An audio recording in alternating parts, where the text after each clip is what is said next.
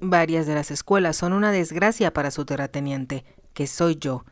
En realidad hay mucho que hacer de inmediato, pero no sé cómo podremos pagar por todo eso. No es tan malo como tú supones, papá, intervino el vizconde. La pista de carreras, por lo menos, está en perfectas condiciones. El conde no pareció muy convencido por aquello, mas por fortuna dejó de quejarse y se concentró en la comida. Mela, que también estaba muy conturbada, se alegró cuando terminó la cena. Lady Sophie, quien había bajado al comedor, las llevó hasta el salón. «Temo que tu padre está bastante molesto esta noche», comentó ella a Lady Jane. «Pero estoy segura de que mañana se va a sentir más optimista». Mela pensó que eso era muy poco probable. Ella sabía que Lady Jane no estaba escuchando lo que su tía le manifestaba. Por lo tanto, trató de hablarle a Lady Sophie acerca de su bordado. Milady le habló a Mela en el mismo tono condescendiente en que siempre lo hacía. Sin embargo, como de veras estaba interesada en el tema, se mostró un poco más afable. Hasta le mostró a Mela algunos trabajos de Petit Point que la dama hiciera el año anterior. Cuando eran ya casi las 10, Lady Sophie por fin dijo que prefería retirarse a su habitación. «Ya me siento mucho mejor», hizo saber con voz tranquila. «Pero al mismo tiempo necesito cuidarme porque si no, este resfriado me dura meses». «Creo que es usted muy sensata al hacerlo», observó Mela, ya que Lady Jane no hizo ningún comentario. Las tres mujeres subieron juntas por la escalera. Tan pronto como Lady Sophie entró en su dormitorio, Mela se metió en la de Lady Jane. «Ahora por fin puedo prepararme», dijo Lady Jane. «Yo creía que el tiempo nunca iba a pasar y que el reloj se había detenido». Mela sonrió. «Eso siempre sucede cuando uno está preparando algo tan emocionante», expresó ella. «¿Y qué pudiera ser más emocionante que el escaparse con Roland?», preguntó Lady Jane. Las dos chicas permanecieron en la habitación de Lady Jane, observando el reloj que hasta a Mela le parecía que se movía con demasiada lentitud. Por fin, escucharon cuando el conde subió para irse a la cama. El caballero entró en sus habitaciones, que estaban al final del pasillo. A Mela le pareció escuchar también a los dos jóvenes cuando pasaban frente a la puerta de Lady Jane. Tras la torturante espera, sonaron las 11 de la noche. «Ya podemos irnos», exclamó Lady Jane. «No, es demasiado pronto», le advirtió Mela. «Si cometemos un error o alguien nos ve cargando bultos, pudieran avisarle a tu padre y entonces te sería imposible escapar». Lady Jane sabía que aquello tenía sentido. Sin embargo, a Mela le costó mucho trabajo convencerla de que esperara hasta las 11:30. Entonces las dos salieron con mucho cuidado de la habitación de Lady Jane, llevando consigo los bultos. Como en el vestíbulo había un lacayo de guardia, ambas bajaron por una escalera lateral. Había una puerta que daba directamente al jardín. Mela y Lady Jane se dirigieron hacia el lago, tratando de ocultarse detrás de los arbustos y debajo de los árboles. Cuando llegaron hasta el extremo de este, Mela sabía que ya no las podían ver desde la casa. A partir de ese momento, caminaron más aprisa a lo largo de la balaustrada hacia la casa de botes. Alrededor de esta crecían varios árboles que las resguardaban, pero lo más importante era que no las podían distinguir desde la casa, y aquella era la protección que las dos muchachas necesitaban. Cuando se acercaron a la casa de botes, Lady Jane, quien llevaba 2 fundas llenas de cosas, caminó tan aprisa que dejó atrás a Mela. Llegó hasta la casa de botes. Detrás de esta se encontraba un carruaje de viajes tirado por 2 caballos. Lady Jane apenas alcanzó a ver los caballos.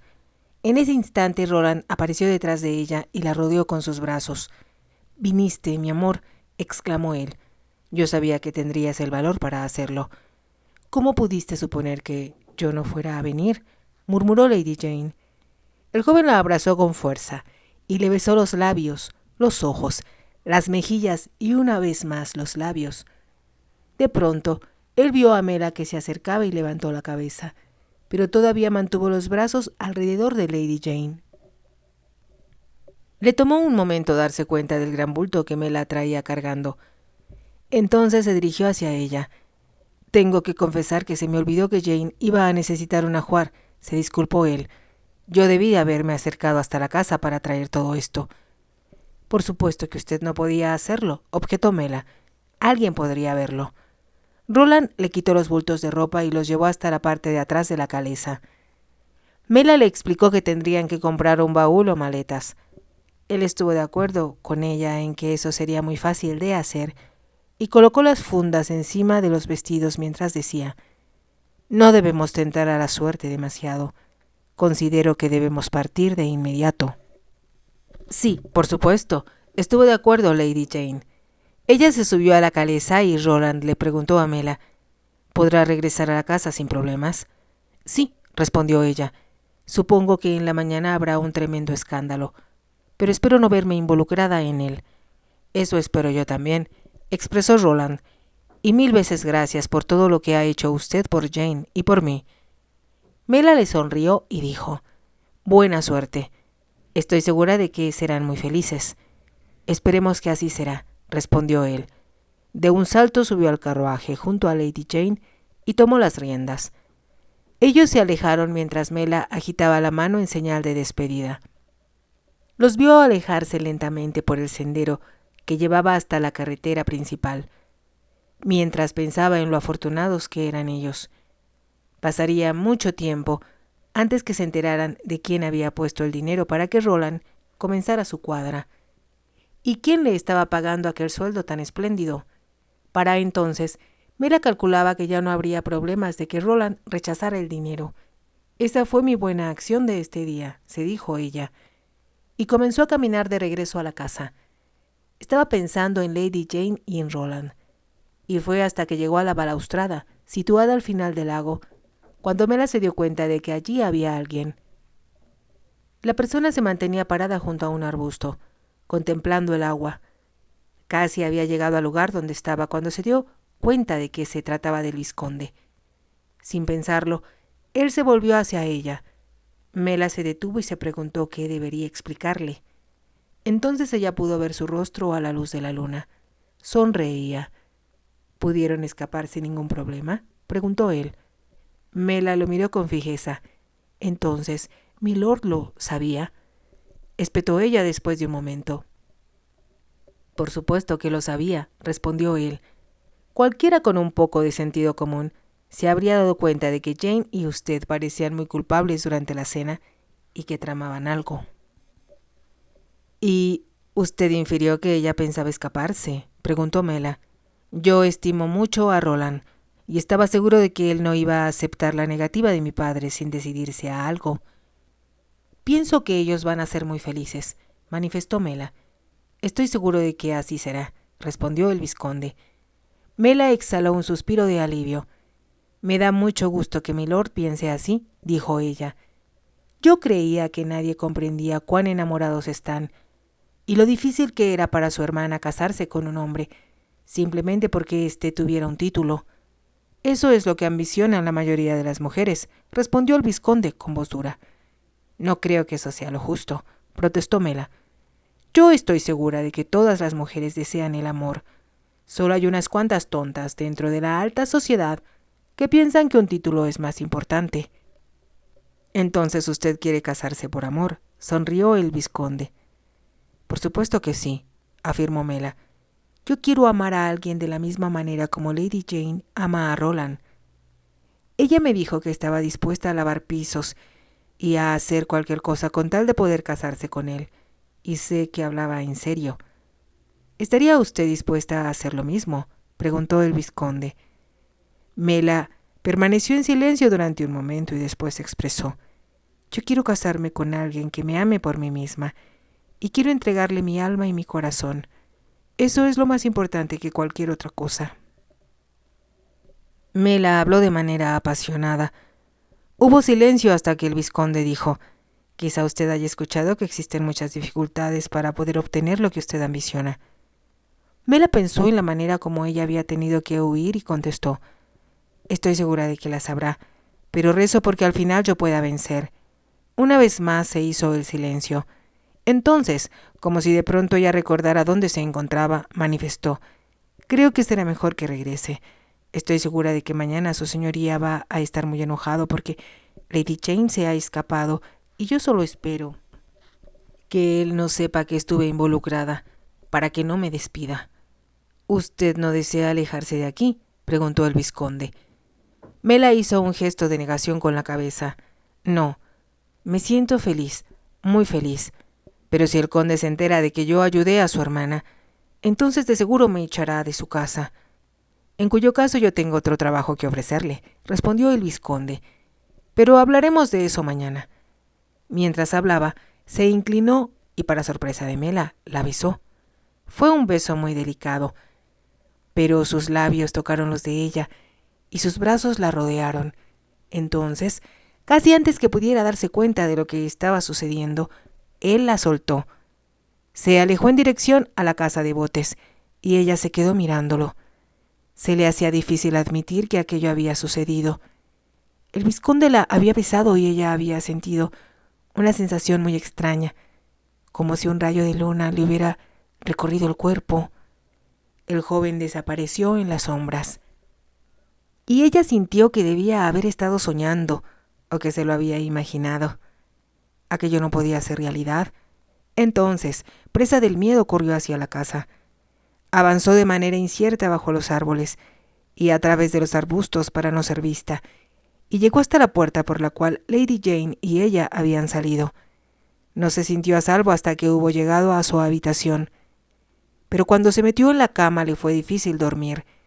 No podía aceptar que fuera cierto, que el vizconde la hubiera besado. Ella nunca había sido besada antes. Por supuesto que los jóvenes de Londres que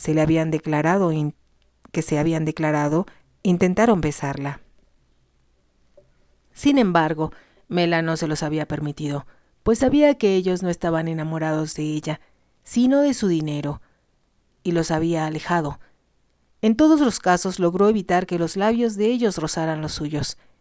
Pero ahora el vizconde la había besado cuando ella menos se lo esperaba. Para él, aquello quizá hubiera sido un simple gesto de bondad, casi de caridad. Sin embargo, para Mela era algo muy diferente. Ella todavía podía sentir el rayo de luna atravesándole el pecho. «Si me enamoro de él», se dijo asustada, «eso va a complicar las cosas todavía más de lo que ya están». Pero mientras daba vueltas en la cama, tuvo la sensación aterradora de que ya estaba enamorada. Durmió solo por un rato. Cuando se despertó, se dio cuenta de que era muy temprano. Para entonces, Lady Jane y Roland ya estarían muy lejos, y quizá casados. Mela se preguntó qué tanto tardaría el conde en saber que su hija ya no estaba en la casa. De inmediato iba a comprender que ella se había escapado con Roland Mountfort. Sin lugar a dudas se armaría un gran escándalo. «Él me va a despedir. Estoy segura de que él me va a despedir», se dijo Mela. Aún antes, ella no había querido marcharse, pero ahora que el vizconde la había besado, ella sabía que deseaba quedarse con mucha más razón. Aquí, donde nadie sabía quién era en realidad, se había sentido libre y feliz. Nadie sabía cuántos millones guardaba ella en el banco. Todas las personas que me han hablado y han sido amables conmigo, lo han hecho porque yo soy yo, y no un enorme montón de monedas. Si tenía que marcharse, ¿a dónde podría ir? ¿Podría el señor Fredham encontrarle otro lugar donde estuviera tan feliz y tan cómoda como lo estaba aquí? En otra parte, quizá no hubiera caballos para montar. Estos habían sido un goce más allá de las palabras. Aquella idea la hizo levantarse de la cama de un salto. Se vistió apresuradamente. Como el sol brillaba y se esperaba un día muy cálido, Mela se puso una falda de montar y una bonita blusa de muselina. Sin sombrero, ni una chaqueta, salió de la habitación y se deslizó por la escalera trasera. Todavía era demasiado temprano para que los sirvientes estuvieran levantados. Decidió salir por la cocina, que era la salida más cercana a las caballerizas, tal como lo esperaba. En las caballerizas solo se encontraba el mozo soñoliento que ella y Lady Jane se habían encontrado cuando fueron a visitar a Roland. Este escuchó a Mela cuando entró en las caballerizas. Ella le dijo que podía arreglársela sin él, y el chico no hizo ningún esfuerzo por levantarse. Enseguida, ella sola ensilló a Júpiter, lo llevó hasta la plataforma de montar y se subió sobre él. Entonces se puso en marcha y atravesó los campos hasta llegar a la pista. En realidad, no deseaba librar los obstáculos tan temprano en la mañana. Cabalgó por el bosque donde ella y Lady Jane se habían encontrado con Roland, y después entró en la finca de éste. Quería admirar su casa una vez más a la luz del sol. Se preguntó si aún sería como el palacio de hadas que ella se imaginara la primera vez que la vio. Cuando llegó hasta la casa, el sol ya brillaba sobre las muy bien proporcionadas ventanas. Este también hacía que los ladrillos se vieran de un color rosa cálido. En realidad, la casa se veía mucho más atractiva que cuando la vio la vez anterior. Lady Jane tiene mucha razón, se dijo ella. Por fin, se dio la vuelta sin muchos deseos de alejarse de aquella casa. Sabía que ahora ésta iba a estar llena con el amor de dos personas que eran muy felices porque estaban juntas. En realidad, nada más les importaba. Sin embargo, Mela sabía que Roland iba a trabajar con esfuerzo porque deseaba complacer a su esposa. Él también deseaba poner sus triunfos a los pies de Lady Jane como una ofrenda a su amor. Ambos eran afortunados, muy afortunados, pensó Mela. Quizá eso sea algo que jamás me ocurra a mí. De repente, sintió impulsos por llorar, porque lo que más deseaba estaba fuera de su alcance. Entonces, sin poder evitarlo, sus pensamientos volaron hacia el vizconde. La sensación que él había provocado en ella la noche anterior, cuando la besó, todavía estaba latente. Él solo se estaba mostrando amable y agradecido, porque yo ayudé a su hermana, se dijo Mela. No fue nada más que eso, y yo sería muy insensata si me equivoco al pensar que se trata de algo más. Si el conde tenía planes para su hija, entonces, de seguro, también los tenía para su primogénito y heredero. Nada se había dicho. Sin embargo, Mela no pudo evitar suponer que como ya el vizconde casi cumplía los 27, de seguro padre e hijo ya habrían tenido discusiones al respecto. El conde querría como nuera a una chica de sangre azul cuyos antecedentes avalaran aún más a su árbol genealógico. Mientras cabalgaba una vez más en dirección al bosque, Mela pensó que finalmente el vizconde iba a ceder ante su padre. Él sabía muy bien que tenía que tener un hijo para que éste heredara el condado. Si era inteligente, procrearía una familia mucho más numerosa que la que había tenido su padre. Entonces no habría ninguna duda acerca de la existencia de un heredero directo. Ella podía ver cómo todo ocurría paso a paso.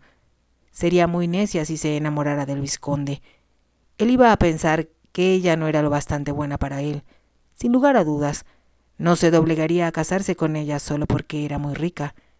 Su instinto le advertía que el vizconde era demasiado orgulloso y honorable como para casarse por dinero. Muy a diferencia de muchos otros hombres de Londres, quienes habían estado más que dispuestos.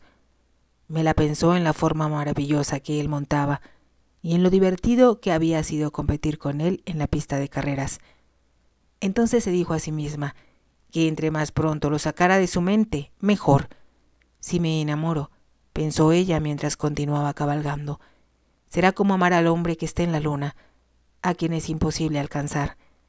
Por fin entró en el bosque y se dirigió hacia el estanque que estaba al centro de este. Allí había visto por primera vez a Roland esperando a Lady Jane. Como en una visión casi pudo ver al vizconde esperándola allí. Entonces se dijo a sí misma que lo único que lograría con aquello era sentirse infeliz. Entre más pronto regresara a la casa y se pusiera a trabajar, que era por lo que le estaban pagando, sería mejor. Sabía que había ido a ver la casa de Roland, porque para ella aquella era una morada de amor. Lo mismo se aplicaba al estanque situado en medio del bosque. Mela siguió adelante. De pronto, cuando estaba llegando al punto donde el sendero daba la vuelta para salir a la pista, vio que delante de ella había un hombre. No podía verlo con claridad. Estaba medio escondido entre los arbustos. Al instante pensó que debía tratarse de uno de los bandidos de los cuales se había quejado el conde. Quizá estaba examinando una trampa para ver qué había atrapado, o colocado para agarrar a algún conejo más tarde. Ella se preguntó si debería hablarle.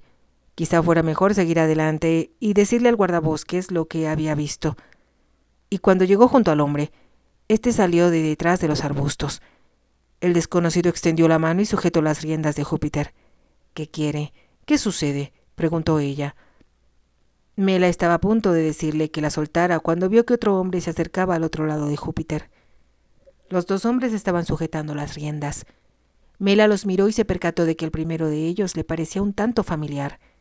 Con horror, ella vio que el otro hombre llevaba el rostro cubierto con un pañuelo hasta los ojos. ¿Qué quieren?